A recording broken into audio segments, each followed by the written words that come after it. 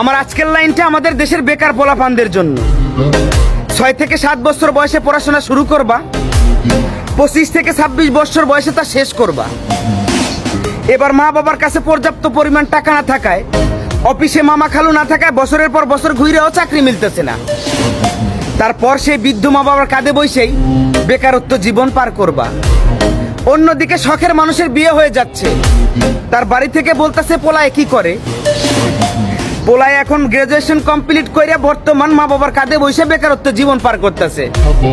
এমন একটা ছেলের সাথে আমার মতো অভিভাবক হলেও আমি ডিরেক্ট রিজেক্ট করে দেবো, কখন আমার মেয়েকে বিয়ে দেবো না। তারপর রাস্তায় রাস্তায় স্যাড সং শুনবা আর ডেন্ডি খায় বেড়াইবা। আমি বলি কি, পড়াশোনা অনেক হয়েছে, এবার বাদ দাও। আজকেই পাসপোর্ট অফিসে যাওয়ার একটা পাসপোর্ট বানাও। 10 বছরের মিশনে প্রবাস জীবনকে বেছে নাও।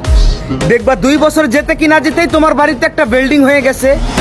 10 বছরের মিশন শেষ করতে ব্যাংকে মোটা অঙ্কের টাকাও হয়ে গেছে। তারপর বাড়িতে ফিরে এসো, দেখবা তোমার জন্য মেয়ে নয়, মেয়ের মাও রাজি হয়ে গেছে।